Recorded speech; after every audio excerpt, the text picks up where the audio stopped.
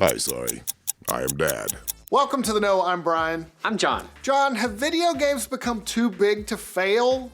Maybe. No? Yeah. Well, yes, for the purpose of this video. That's what one major game executive thinks. He says that the cost to develop them has gotten so big, there is enormous pressure for each one to be a hit. Oh, this is where we get the violin out and play for him? Yeah, exactly. And, as we've seen, just one or two flops are enough to bankrupt a studio and send hundreds of people to the unemployment line, so that can happen. Yeah, there's no doubt that video games have gotten better and better looking over the years, but all of that costs money and a lot of it. Yeah, it does. It's apparently become a concern to some of the biggest names in the industry. Recently, Shuhei Yoshida, president of Sony Interactive Entertainment Worldwide Studios, you may have heard about that company, talked about the cost of AAA games with MCV. Yeah, and his comments shed a little bit more light on how pressure-packed the industry is these days. It's a lot of pressure. You have to, be good. Yoshida was asked about the state of the industry right now from a development perspective, and he responded, on one hand, in the AAA space, the scale and the tech of game development has grown so much that I feel like we are making a huge bet every time we start a new project. The end results are, when successfully executed, an amazing fusion of art, tech, providing hours and hours of highly engaging interactive entertainment in a big, often open world to explore with lifelike characters and imaginative creatures. He's talking specifically about Sonic the Hedgehog at this point. But he's not wrong, because while games like God of War, I feel like he was talking about God of War. No, I feel like that was a Sonic All right, statement. we'll agree to disagree. Okay. But they also represent a huge gamble for the studio that made them. Yeah, of course, it's worth noting that God of War sold 5 million copies in its first month. So, the big dad and son's gonna be fine. Yoshida went on to talk about that gamble, though. It sounds like it's getting bigger and bigger as the years go by. Yeah, he went on to say, because of the size of the investment, each title feels too big to fail. It creates an enormous pressure to manage these AAA projects. These games are the drivers of the industry to become more and more mainstream entertainment. We need to keep pushing the art of making AAA games. Yeah, as a result, he said studios, they're making fewer and fewer AAA games, and there's kind of a reason why they all seem a little similar to each other, because studios, they're risk averse. They don't want to lose a bunch of money. Almost like the MCU. Yes. But he said there is hope. Yoshida said we are currently in a golden age of indie developers thanks to tools like Unity and Unreal Engine. He added, with the number of AAA titles becoming smaller and the type of these AAA games becoming somewhat similar to avoid taking risks, there's a vast open field of types of games for the indie devs to explore and succeed.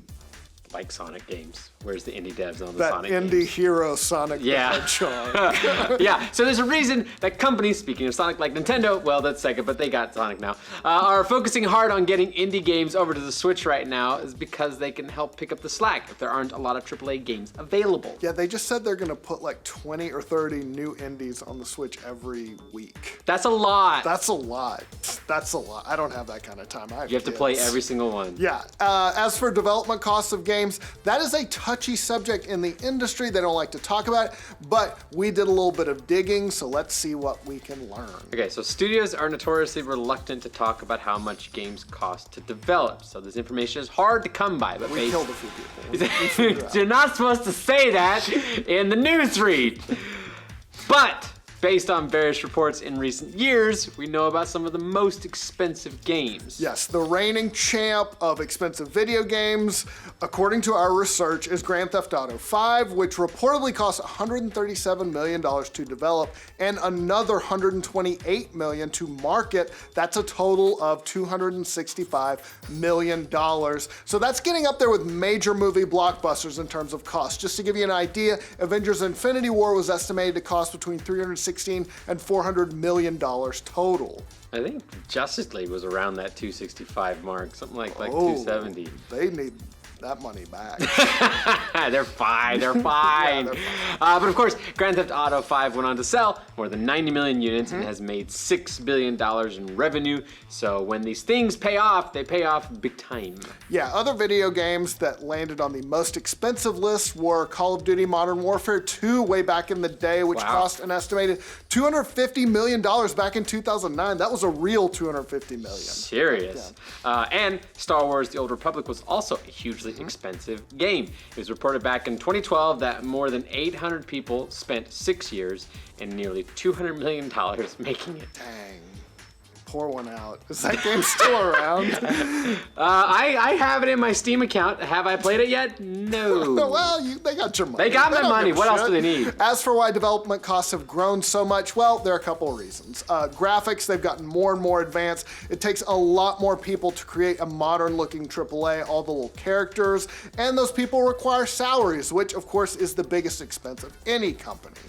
I just want to know how big of a team worked on the dog in Fallout 4. I just want to know teams of people that make the dogs in games. That's like 300 people in Thailand made that shit. But on the indie end, it's gotten easier for small studios to make low-budget games with tools like Unreal or Unity. So that's why you've seen an explosion on the indie side of things, just like Yoshida said. Yeah, like Celeste was really good. There's a ton of great shit out there. It is in the middle area that's really dried up. The developers who are making games with 50 to 70 people with budgets around, 25, 30 million. Those projects have really thinned out over the years, and a lot of those studios, they've either gotten bigger, they've gone indie, or they've fucking gone out of business. So you either make like a giant game, or you make like Raft. Stardew Valley. There you go. Yeah. You're just a dude and you're just making Stardew Valley. In your mansion. Now. Yeah. And we saw this trend accelerate back in the PlayStation 3, Xbox 360 era. I found an interesting list. So back in 2012, a few posters on NeoGAF made a list of all the studios that had shut down since 2006. So we're talking about a 6-year period there. They came up with almost 100 studios that closed down in that time frame, from 3D Realms to Paradigm Entertainment to Red Octane. And Red Octane, they made this tiny little game. It's called Guitar Hero. They should have saved their money. They would have been fine.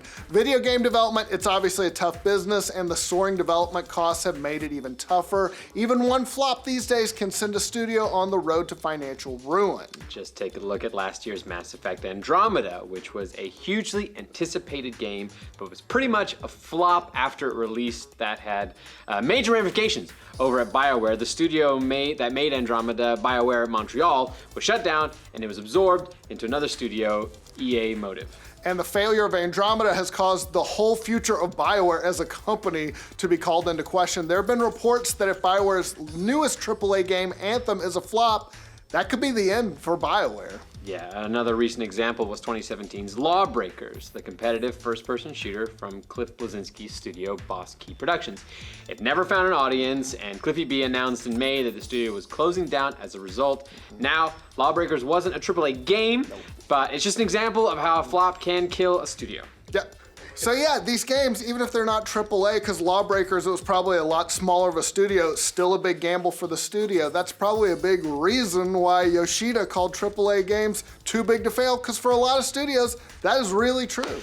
Hey, so what do you guys think about the skyrocketing development costs? Have AAA games gotten too big to fail? Let us know in the comments. And for all your gaming news, be sure to like this video, and if you're new around here, subscribe to the know. Or you could subscribe. We're referencing something that got cut out, so no one will know. So these games, even if they're not AAA, they can be giant gambles for the studio. It's probably a big reason. That's